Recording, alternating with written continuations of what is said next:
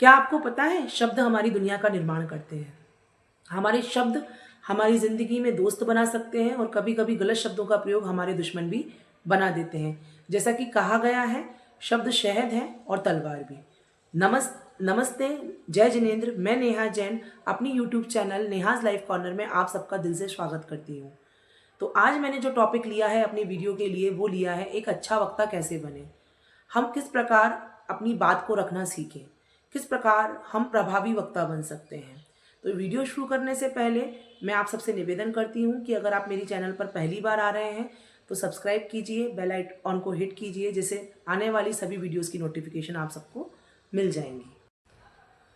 देखिए, बात करना सभी को आता है, ये एक नेचुरल टैक्ट होता है।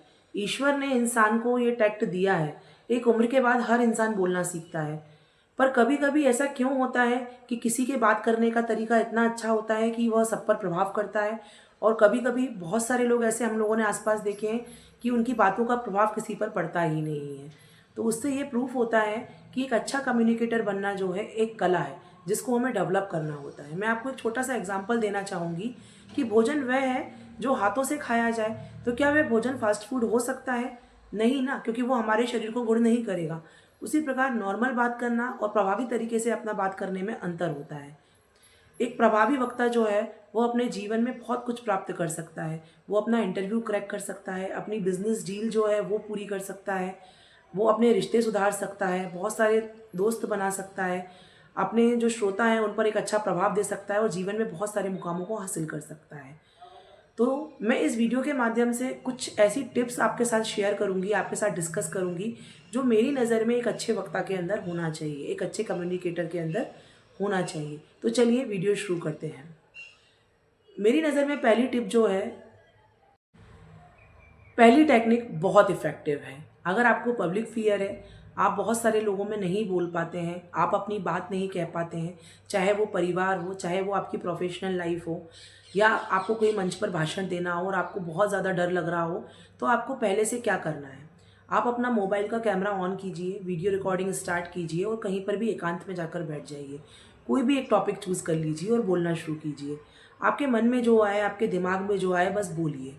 तो उससे दो फायदे होंगे। एक तो आपको ये पता चलेगा कि आप किसी भी टॉपिक पर कितनी देर तक बोल सकते हैं, और दूसरा, जब आप अपनी वीडियो रिकॉर्डिंग को सुनेंगे तो आपको ये समझ आएगा कि आपके बोलने के दौरान हाव भाव कैसे थे, आपने शब्दों का प्रयोग कैसे किया और आप कितने प्रभावी लग रहे थे। तो ये वाली जो टेक्निक है, ये बहुत सारे लीडर्स, बहुत सारे जो मोटिवेशनल स्पीकर्स होते हैं, पब्लिक स्पीकर्स होते हैं, वो भी अपनी क्वालिटी को बढ़ाने के लिए यूज़ करते हैं। सेकंड, कभी कभी क्या होता है कि हम जब बोलते हैं तो हमको ये पता नहीं चलता कि हम बहुत सारे अनयूजुअल वर्ड्स जो है उनको रिपीट करने लगते हैं।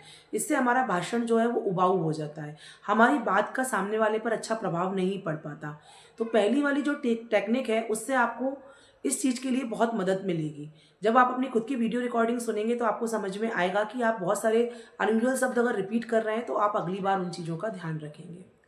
थर्ड, एक अच्छा श्रोता बने। ये बात बहुत ज़्यादा इफ़ेक्टिव है कि एक अच्छा वक्ता बनने से पहले हमको अच्छा श्रोता बनना पड़ेगा। हम जिससे भी बात कर रहे हैं, जहाँ पर भी हम भाषण दे रहे हैं या हम कोई सभा को संबोधित कर रहे हैं, जब तक हमको सामने वालों का इंटरेस्ट, टेस्ट ये पता नहीं होगा कि सामने वाले किस विषय में सुनना चाहेंगे, तो वो तो भैंस के सामने बीन बजाने जैसा ही होगा ना। तो इसीलिए एक अच्छा वक्ता बनने से पहले हमें अच्छा श्रोता बनना पड़ेगा। हमें पहले सामने वाले की परेशानियां समझना पड़ेगा, हमें सामने वाले की ज़रूरतें समझना पड़ेगा, वह हमारी बात में कितना इंटरेस्ट ले रहा है ये हमें पता होना चाहिए, सामने वाले के हाव भाव हमसे बात करने के दौरान कैसे हैं। तो इन सब से आपको मदद मिलेगी कि आपको कहाँ तक बात करना है या अपनी बीच में बात रोक देना है, ये सब कुछ। फोर्थ पॉइंट, सही भाषा का चुनाव करें। देखिए, कभी कभी क्या होता है कि हम ज़्यादा नॉलेजेबल और इम्प्रेसिव दिखने के चक्कर में गलत भाषा का इस्तेमाल कर लेते हैं, गलत भाषा का चुनाव कर लेते हैं। कोई भी अशिक्षित व्यक्ति है, उससे इंग्लिश में बात करना हो, या छोटे छोटे बच्चों के साथ बड़े बड़े साहित्यिक एग्जाम्पल देकर उनसे बात करना हो, तो बताइए क्या प्रभावी होगा?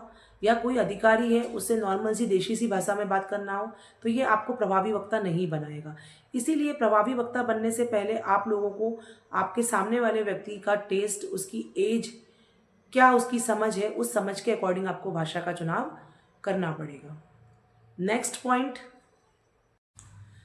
फिफ्थ पॉइंट, हमको हमारे भाषा का चुनाव करने के बाद में जब हम भाषण देते हैं या किसी से अपनी बात कहते हैं तो हमको अपने जेस्चर्स पे भी ध्यान देना होगा।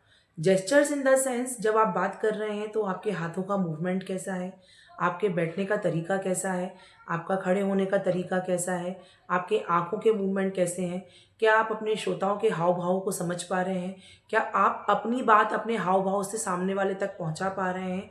इन सभी बातों का हमें ध्यान रखना होगा। मान लीजिए आप कहीं पर दोषी पाए गए और आपको सामने वाले को अपनी बात क्लियर करना है, तो क्या थोप कर, फटकार कर, डांट कर, बदतमीजी कर कर आप कर पाएंगे? नहीं ना। तो इन सब बातों का ध्यान रखना पड़ेगा।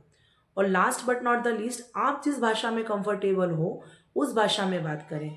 अगर आपको हिंदी में बहुत अच्छी समझ है तो आप हिंदी में बात करें, अगर आपको इंग्लिश में अच्छी समझ हो आप इंग्लिश में बात करें, या कोई भी रीजनल लैंग्वेज में भी आप बात कर सकते हैं। जिस क्षेत्र से आप जुड़े हैं उस क्षेत्रीय भाषा का प्रयोग करें, क्योंकि कभी कभी क्या होता है, गलत भाषा का प्रयोग करने से हम कुछ शब्दों को गलत बोल देते हैं और उससे हमारा भाषण जो है वो प्रभावी नहीं लगता है। तो आशा करती हूँ इस वीडियो के द्वारा दी गई जानकारी से आप सभी सहमत होंगे। ये मेरे खुद के विचार हैं जो मैं खुद भी अपने आप पर फॉलो करती हूँ, और मुझे लगता है कि आप सबको भी बहुत मदद करेंगे। अगर आपके कोई भी सुझाव हैं तो नीचे कमेंट बॉक्स में ज़रूर डालिए।